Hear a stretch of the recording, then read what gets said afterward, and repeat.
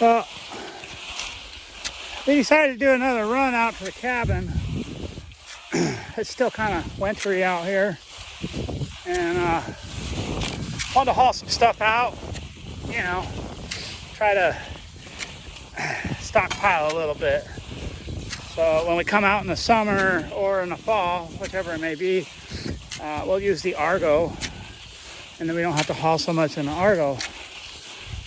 And I left the snow machine out there because when we go out with the Argo, we'll stay out there till it snows, and then we'll want to have a snow machine out there. So I'm skiing back. You can see my skis here, and it's going pretty good. It's a little soft out, but it's really warm, so it makes the glide really good.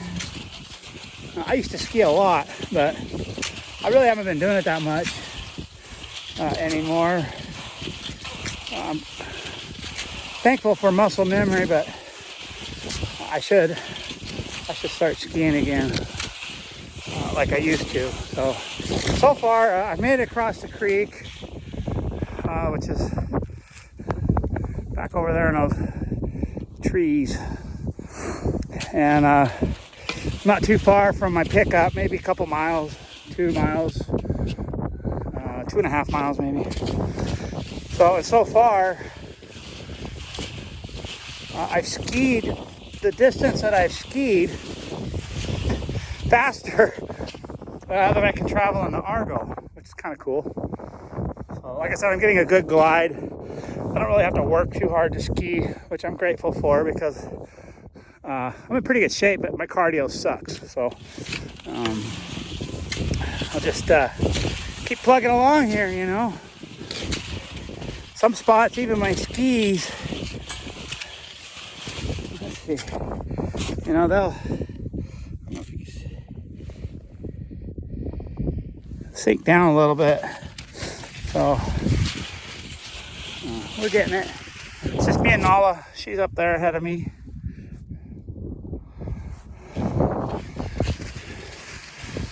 Yeah, they say that we have it looks like there might be some rain coming after me too. So, but anyways, you know, they say that there's a pretty good chance that Mount Spur could blow up pretty soon, you know. So, you know, my wife was, I don't know, remember, she was younger. It was like 92 when it blew up before, and put a bunch of ash over everything. So part of our chore out there, while her and I were out there, we were having some husband-wife time without the kids, and kind of straightening up. She does a really good job. When she goes out there, she can get that place whipped into shape in no time. I don't know. I ain't got those kind of skills. So got a little wood split, and whoa, yeah, that's deep.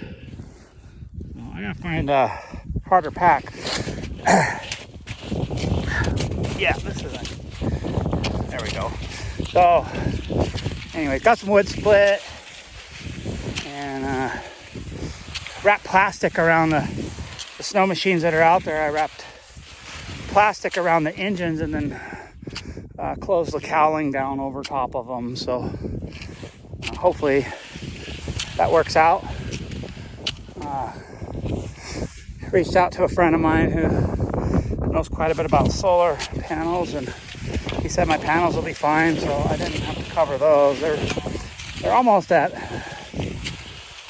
they're almost, you know, straight up and down. I think I'm like at an 85-degree angle or something, but yeah. My last ski of the season, I bet. Once we get down to Willow, there's really no snow left. So we're still sitting at like, I don't know, 2.5, maybe 3 feet up here. But there's some of the hills that are get direct sunlight during the day. They're starting to show some mud, and yeah, get a pretty good glide going on this stuff. back a ways on the trail, I was skiing like I was in a 5K race, and I bet you I was getting 4 or 5 feet of glide in between each step, so I was cooking right along. This is actually going a lot faster than I thought it would, so that makes me feel pretty good. And I bet if I get back to skiing all the time and riding my bike all summer, this trip will be nothing. You know, it's only, I think it's like 5.3 miles according to my app from where I park my truck to where the cabin is. Granted, there's a lot of elevation change, but so it is kind of a rugged 5.3 miles. But I'm skiing it. You know, I'm scared to ski downhill. I don't want to fall. I don't think I would walk away from a fall like I used to. So I just take the skis off and walk down. I'm not herringboning up any hills. I just take the skis off and walk up the hill. So we're still making good time. I don't know what time it is now, but we'll probably be back at the truck by... I left the cabin at 1. It took me 18 minutes to walk downhill that trail and then swap my boots out and put my ski boots on. And I put my other boots. I have this little fanny pack thing here, just in case. Extra footwear, you know. Well, that took me 18 minutes, and then my son Jake called me, so I was skiing one-handed for a while like I am now. And I think it only took me about a half hour to get to the creek, which is maybe 40 minutes, you know, I don't know. So, and that's almost 3 miles, I think. I think it's like 2.5. But I think the creek is a halfway point, so yeah, I'm making good time. A little bit of an incline here. Anybody that's familiar with this area where I'm at, let's see here. I don't know. That's, put my finger in the screen. That's Baldy.